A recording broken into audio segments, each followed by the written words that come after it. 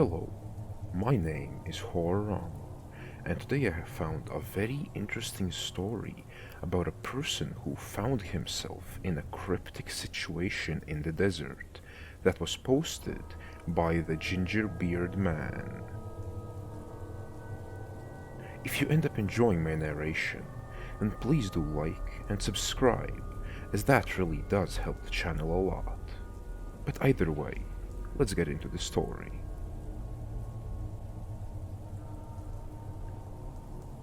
Deserts are inherently kind of otherworldly, even if you call one home. Dunes in particular are very odd. I know only of a few places where you can find them in my part of the world. The northernmost are the Kilpecker Dunes in the Red Desert of southern Wyoming. Then to the south, Great Sand Dunes National Park in Colorado. And further south yet are the dunes in White Sands National Park. Maybe there are others, but these are the ones I've been to many times. They are some of the few places where I feel reasonably comfortable practicing my firecraft in dry seasons. They are an amazing place to learn about what you can and can't do without, and to practice more esoteric bushcraft and survival skills. These three locations are also, by amazing coincidence, where these stories take place. I'll start here with the one I've been to the most. I grew up in a high desert. They are unforgiving by their very nature, but if you can take what they throw at you, they are full of a surprising amount of life and beauty. The forests and mountains may be my sanctuary, but I fear in my heart that I am ultimately a desert creature, and the dry wind that steals away warmth and moisture also calls me home. I love the desert and the winds that allow nothing spare. I love the rocky creek beds where the bones of the fish that once gave them life blew into dust centuries ago. I love the rocky outcrops, rotted away to globular non-forms by wind and ice. The desert is my home. Much like any other home, once you get used to its little tells, a sense of place forms within you. You know when you're alone in it, when a cherished knick-knack has been moved, a door left open. Sometimes the echoes of a missing familiar sound can whisper a warning, a slight sense of offness. Sometimes, though, they can scream. The dunes of Red Desert are not easy to get to, and depending on which part you are in, entry can be of dubious legality. I, of course, would never advise going where you aren't allowed, and certainly never have in my hastier, less cautious youth. No, sir. I had been many times, and I tried to avoid camping or tooling around out there in the same spot. Alcohol was usually hauled out, water always was, and usually some lightweight means of defending oneself. But there isn't exactly a plethora of prey animals to feed a huge predatory population, so it's not really all that necessary. Somewhere around a decade ago, maybe more, maybe less. I took something of an off and on again girlfriend of mine out to the Red Dunes, hopefully for a night of fun, if not outright debauchery. The pretense, which she later happily confirmed was a pretense for her as well, was that we were there to practice air-based water collecting techniques and firecraft. I've never been much of a smooth talker, but what can I say? Hope springs eternal.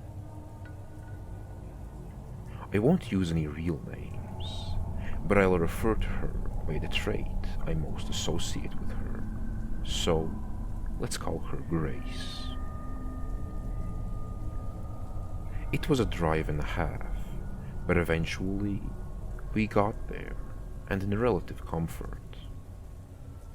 Like many young women in the mountain west, parental worries of their daughters being stranded somewhere by buying them overbuilt SUVs with AWD and enough creature comforts to make you feel like you never left home at all, as they have the gas efficiency of a derrick fire, and Grace was nothing if not practical.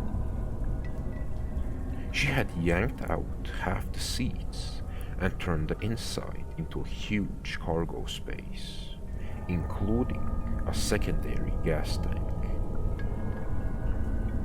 I understand this is not necessarily safe if done by an amateur, and is typically outside of the cab in a truck bed, but whatever, not my vehicle.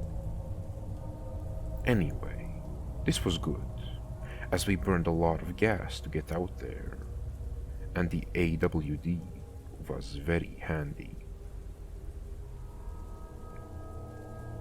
We got there around the hottest part of the day, which in the early fall isn't so bad, and hiked out to where we wanted to set up camp. I had, on occasion, read about them before, and decided to attempt a travase with a couple of poles I had brought for the purpose. For the time expenditure of around 20 minutes of setup and the purpose of dragging things along the sand, I gotta say, not bad. I was able to haul all of our stuff out by myself around 3 or 3.5 miles from where we parked. The dunes cover a truly huge space, and my favorite parts are of course the hardest to get to, as they tend to be the farthest from the Atvers. I don't have an issue with them necessarily, but I like the dunes best when it's quiet enough to hear them sing. I don't understand it well enough to explain it. You'll have to look it up. They are what's known as living dunes, and they make a noise folks call singing. Of course, as a younger man trying, in a self-awarely stupid fashion, to impress my date with my muscles and trying to maintain a lively conversation without revealing how winded I was. Don't judge. Walking on shifting sand is difficult. I wasn't listening for the singing of sand, but trying to catch what Grace was saying over the wind. This story isn't about that part anyway, but I can say, even with something of a bittersweet taste in my mouth now, that it was a pleasant time with a person I once loved, and I wouldn't have traded it for the world. We set up our camp in the nook between a few dunes, erecting a handmade tent out of Grace's design and manufacture with some difficulty and good-natured swearing. It was pretty cool, a kind of low-wedge design to be erected in high wind zones and meant to remain warm. It had a dead airspace built in, which was a pretty neat feature to my mind.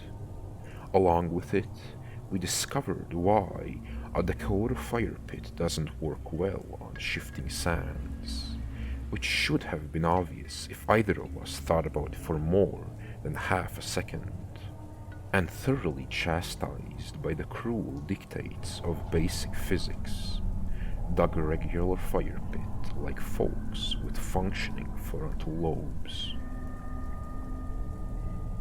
We set up a few frames which held elevated tarps, with stones in the middle over half-buried buckets to attempt to collect dew as well.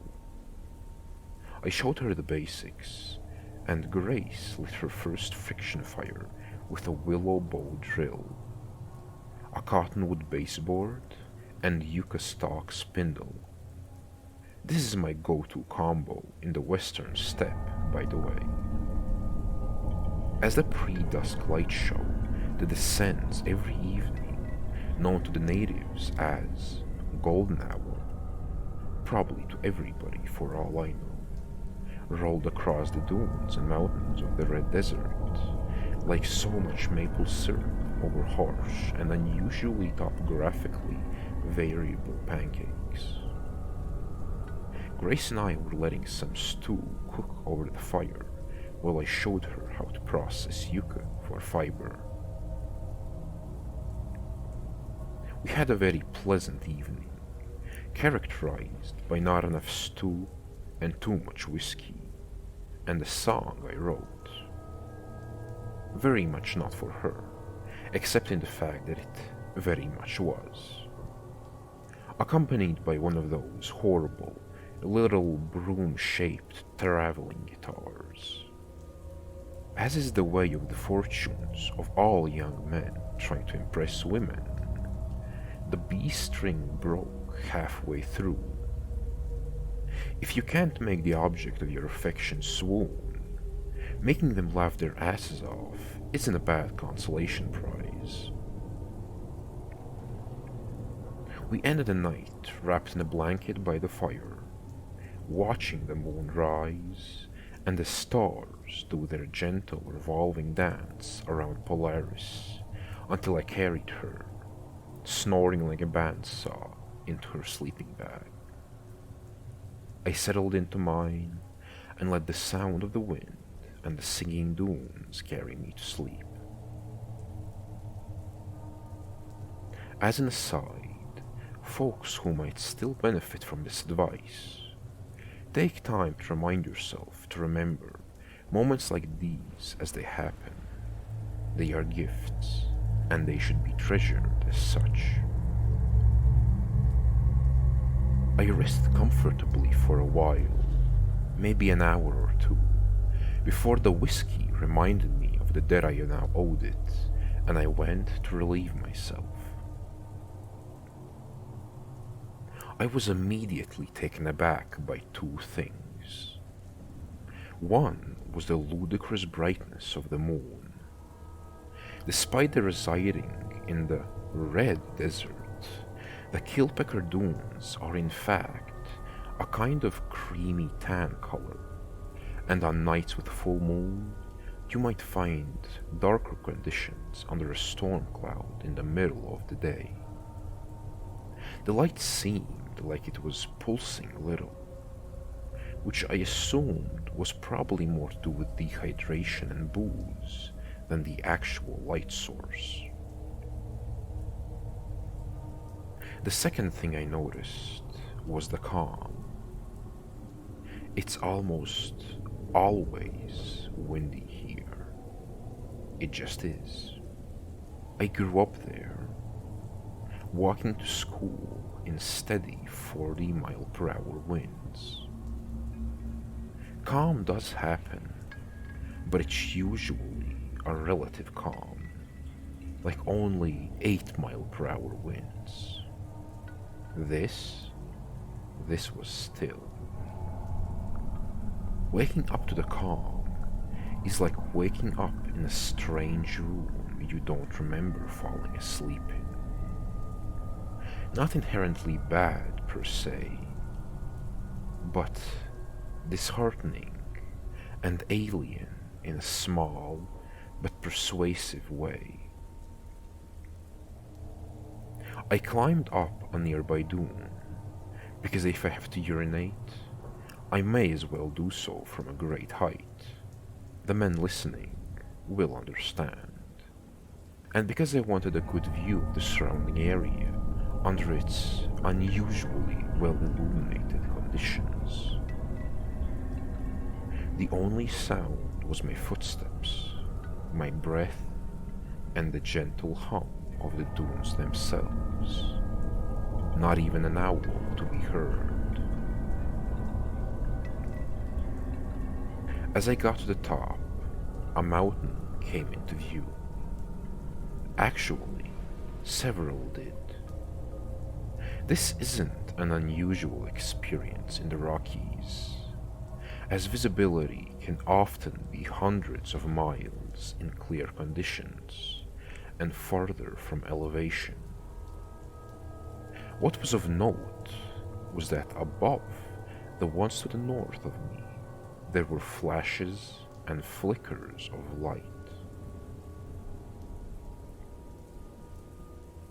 Thunderstorm up north was my first thought, which would have been the safe bet, but I saw no clouds past them. I then noticed the ghostly colors of the lights and realized I was watching the aurora borealis, which I wasn't aware could be seen from that far south. I took a moment to relax and enjoy it before scanning around me to see what other sights the moon would show me.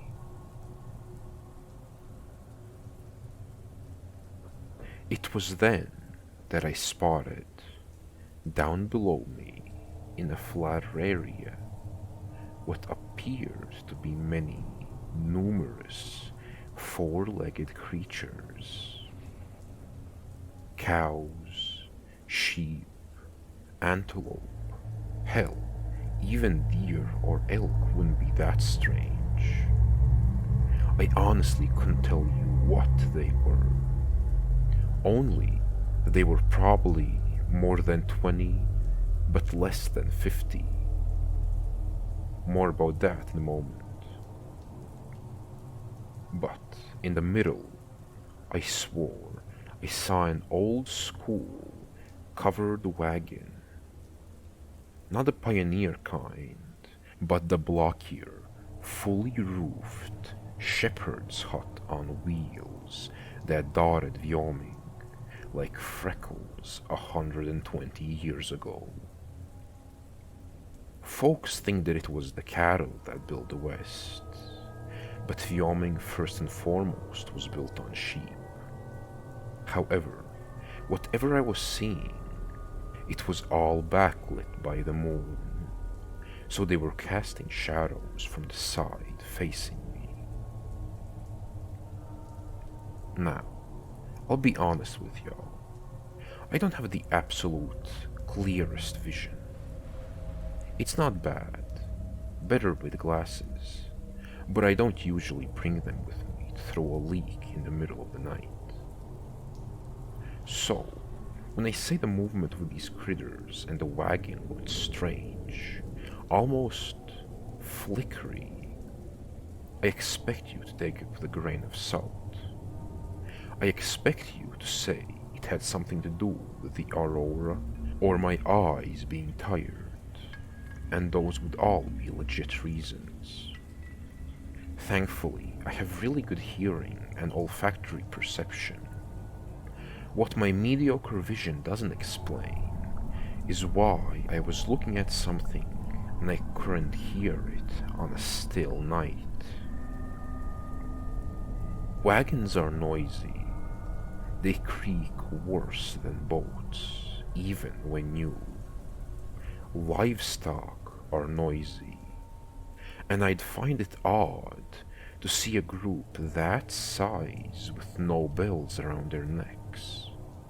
Nothing. Silence. Furthermore, why would you try to travel by night? It was bright, sure, but it's not like that's a common practice. At least not according to anything I've ever heard. You want your critters together and easily defended from predators. That's what I understand. I watched them for a while, moving slowly across the ground, almost like they were underwater. Slow enough, I broke off a yucca stalk and stuck it into the ground to mark the progress. Slow, but it was there. I stayed up there, watching the lights and the procession of the shadows for a long time. Eventually, I decided to whistle at them. The two-finger in the mouth, super loud, angry dad whistle. I heard it echo back at me, and then nothing. I yelled aloud, "Hello," at them as well. Echo, and nothing again. Huh. No change in pace, no light. I started to think the progress may be the moon moving across the sky, and not whatever I thought it was. So, I decided to go grab my binoculars and try to wake up Grace, to at least see the lights. It was a little treacherous descending, but I made it in one piece. Camp was as I had left it, and I relaxed a little. I opened the tent flap and dug around a little, found my binoculars, but my attempts to rouse my lady friend were unsuccessful. She was not having it, not at all. She rolled over and went back to sleep, and chastised. I went back up to the top of the dune. It took me a little longer this time. I was definitely feeling the climb by the time I got to the crest again. It looked like little progress had been made, according to my yucca stock markers at least. Curious, I decided to use the binoculars to try and make out what I was looking at. I couldn't find the shadows in the binoculars. There are two possible influences on that. One being these were old binoculars, and they had been stuck in maximum zoom since I had gotten them. The other would be it was the wee hours of the morning, and I had, several hours earlier, had an experience with some booze. But try and try again. Nothing. I couldn't get eyes on the critters or the wagon. Couldn't hear them. Couldn't get a long distance look at them. What was I to do?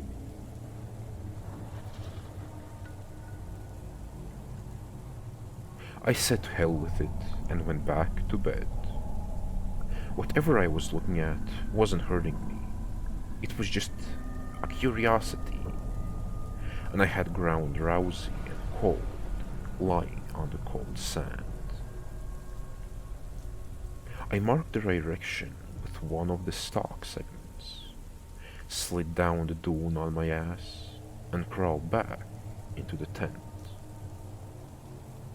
As I lay there, waiting for the sleep in the warm and dark, I heard the gentle dune noise once again, and the wind picks back up, my lullaby.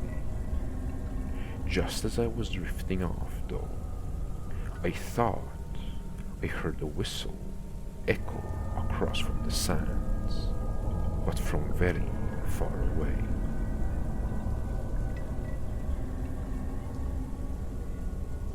I put it down to my ears playing tricks on me, and when I next opened my eyes, it was morning.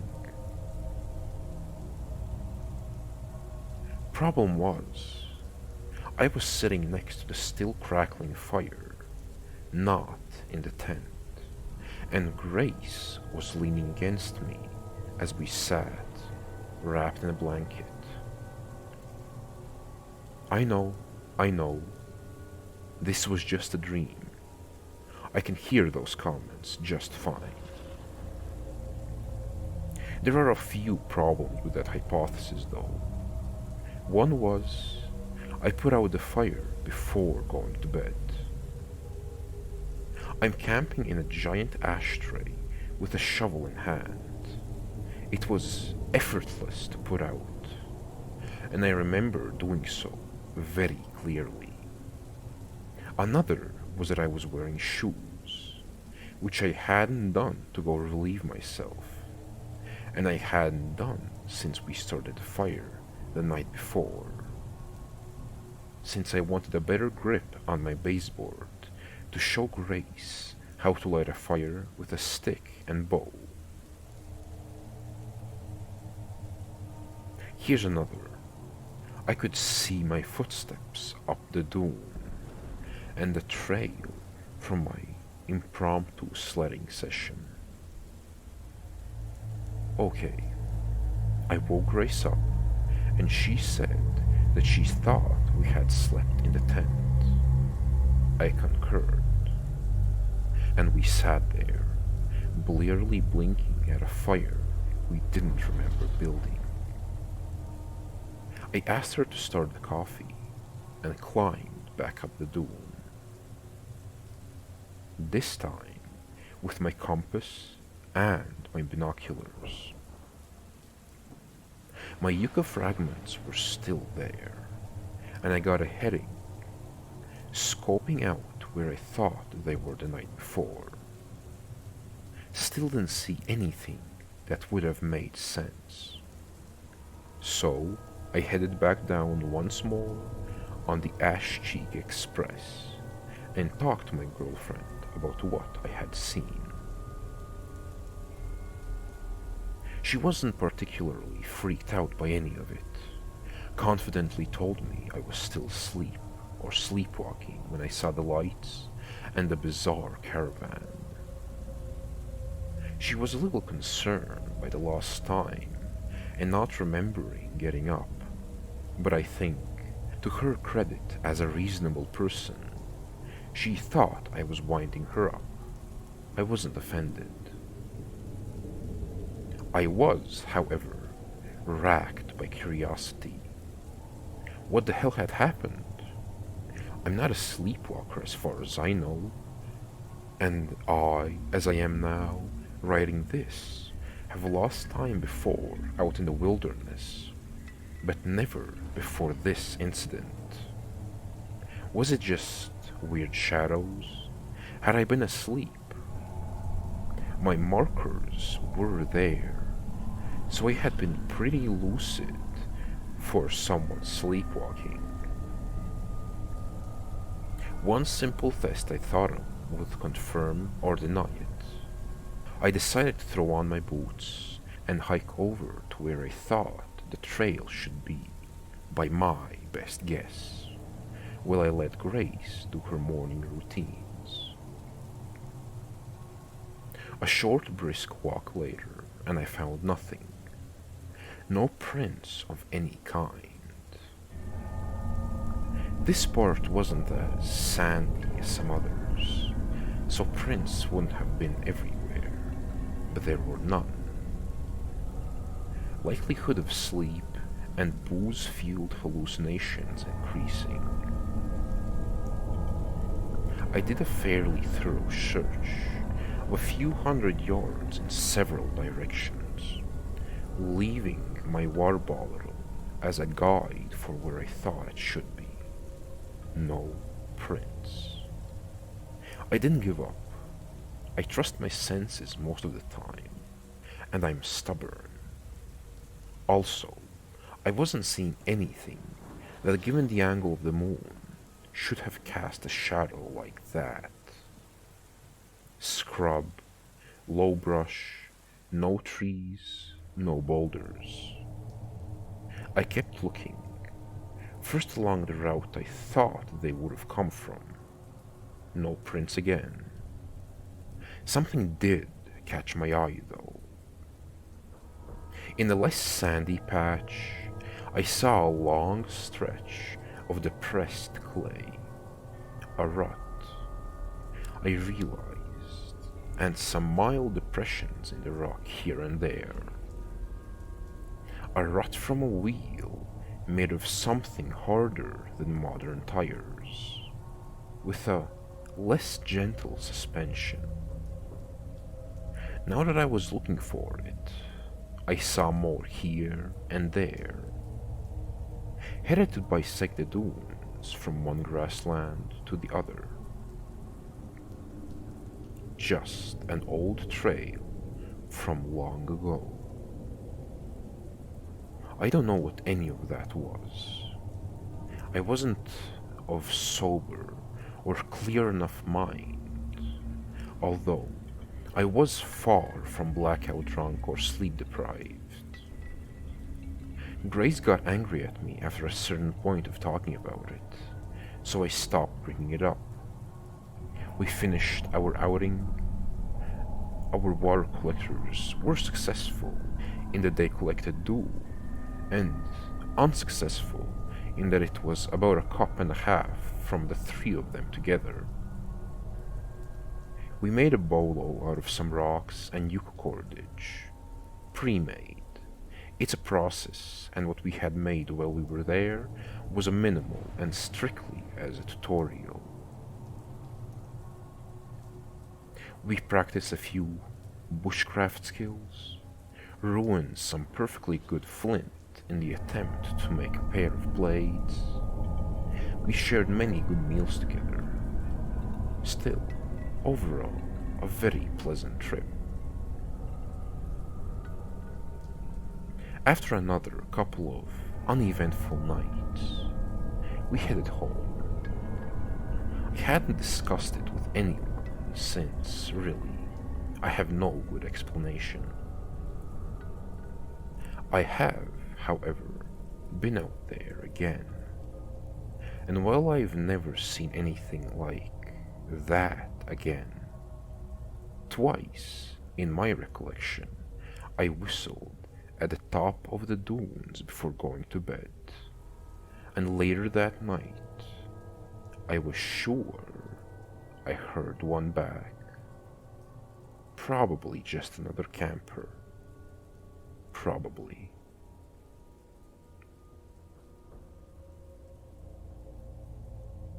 Don't stare too deep into the void, or it will stare back.